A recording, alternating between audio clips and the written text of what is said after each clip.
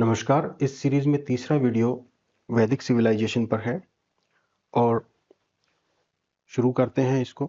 पहला स्टेटमेंट है, पुर इन Rigveda indicates a Harappan fort. तो क्या ऋग्वेद में जो पुर का मेंशन है, क्या वो किसी फोर्ट को, किसी हड़प्पन फोर्ट को इंडिकेट करता है या नहीं करता है? देखिए, पुर जो शब्द है उसका मतलब हो गया कोई फोर्ट, ठीक है।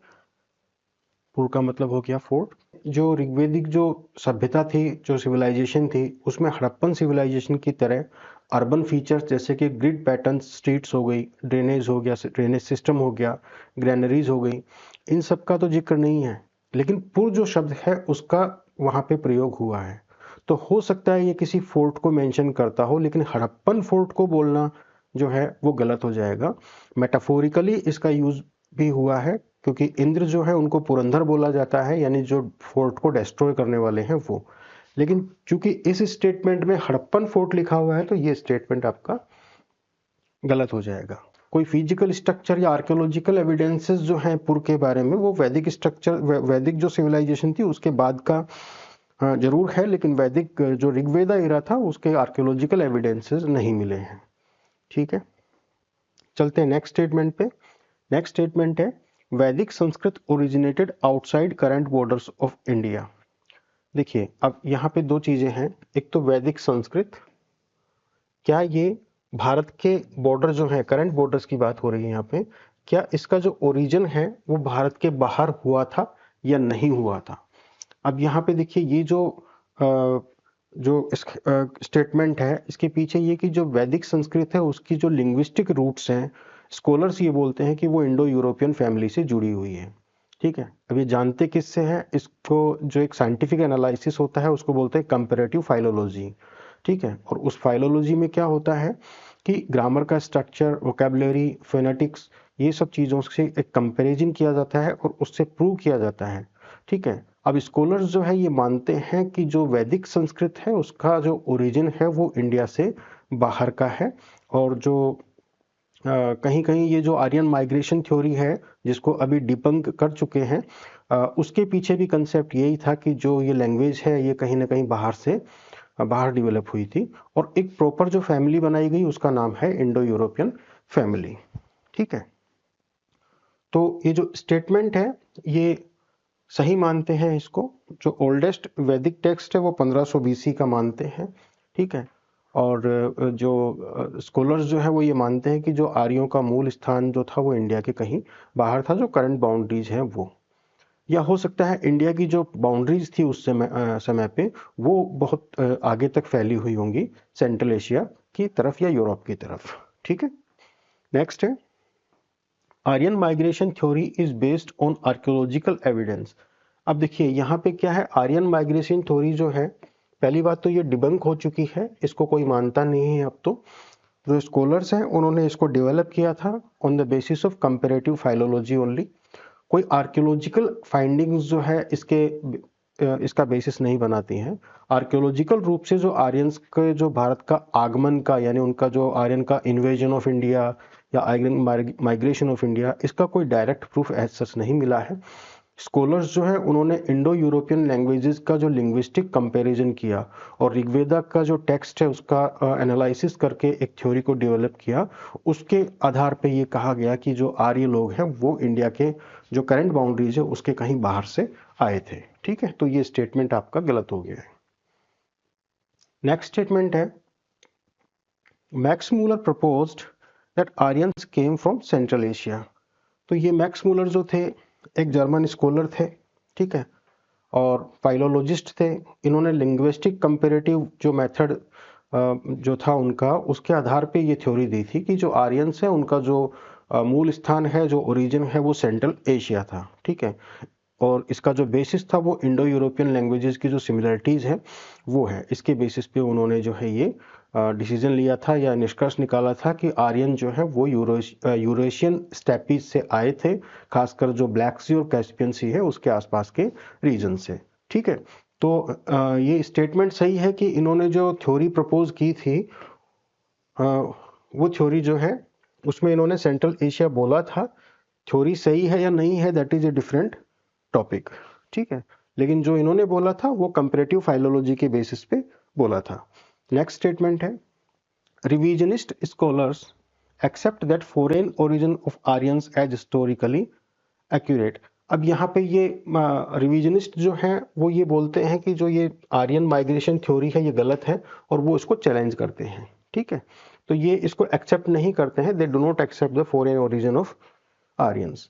रिविजनिस्ट स्कॉलर्स है वो फॉरेन ओरिजिन थ्योरी जो है आर्यंस की उसको एक कॉलोनियल कंस्ट्रक्ट मानते हैं, उनको ये वो मानते हैं कि ये यूरोपियन लोग जो हैं इन्हीं के दिमाग की उपज है और उसको रिजेक्ट करते हैं। इसके अनुसार ये जो थ्योरी है ये ब्रिटिश रूल के दौरान सोसाइटी को डिवाइड करने के लिए गढ़ी गई थी। ठीक है, ये आर्यन है, ये मूल निवासी है, ये ऐसे है, ये वैसे है, तो इस प्रकार से जो आर्यंस के इंडिजिनस की उनका जो क्लेम है वो ये है कि आर्यंस जो है उनका ओरिजिन जो है इंडिजिनसली हुआ था और हड़प्पन सिविलाइजेशन से there has been a cultural continuity, ठीक है, टू वैदिक इरा, उनका ये मानना है। ठीक है, आर्यंस जो है उनको आउटसाइडर मानना जो है एक पॉलिटिकल एजेंडा जो है उसका भी हिस्सा है। ठीक है, नेक्स्ट स्टेटमेंट है, Rigvedic and Avestan people had shared rituals and deities.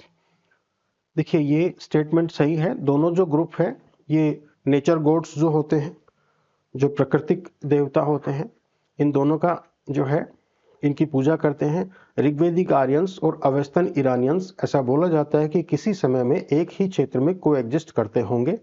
उनके धर्म, रीतियां और जो गॉड्स थे, देवता थे, वो करीब करीब एक जैसे थे। दोनों नेचर गॉड्स को पूजते थे। सोमा ऋग्वेदा में और अहोमा अवेस्ता में एक ही फर्टिलिटी प्लांट जो है उसके रीजनल नेम्स हैं। और जो ऋग्वैदिक जो हिम्स हैं, ठीक है, जो श्लोक हैं, उनमें लिंग्विस्टिक और थीमेटिक समानताएं हैं दोनों के अंदर, अवेस्ता में भी और ऋग्वेदा में भी।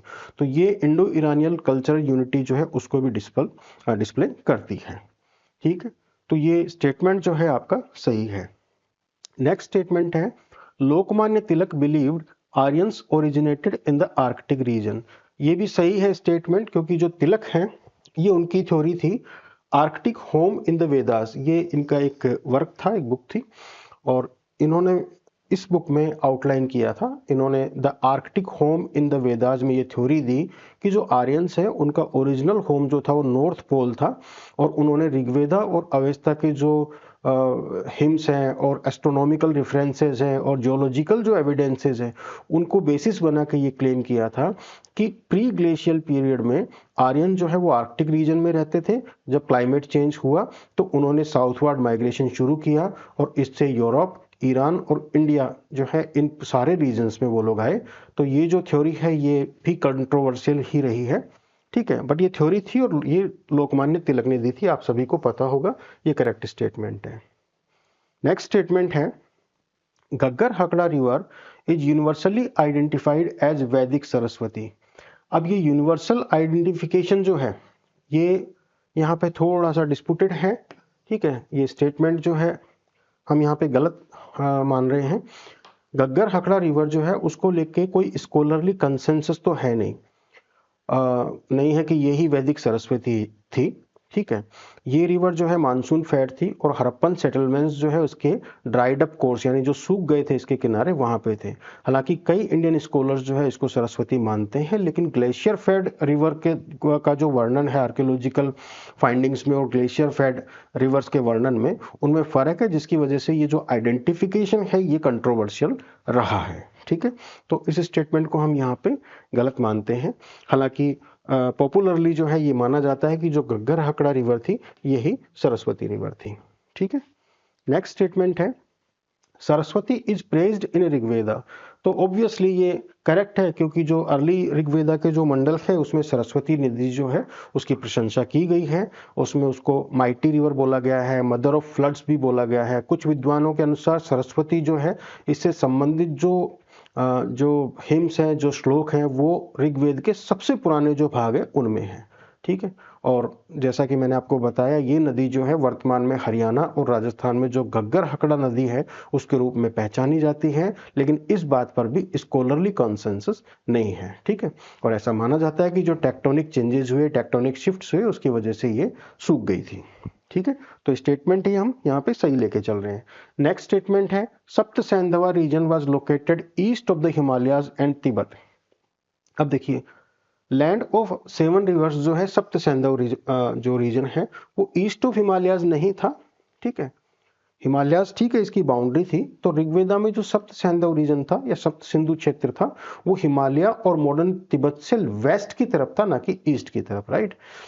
इसे उत्तर में जो है तुर्किस्तान, पश्चिम में अफगानिस्तान, ठीक है, दक्षिण में अरावलीज और जो है ईस्ट में जो है हिमालय और तिब्बत, इससे जो है घिरा हुआ बनाते हैं, ये इसकी बाउंड्रीज बनाती थी। और यही जो है आर्यंस का जो ओरिजिन जो प्लेस है उसके बारे में जो है माना जाता है।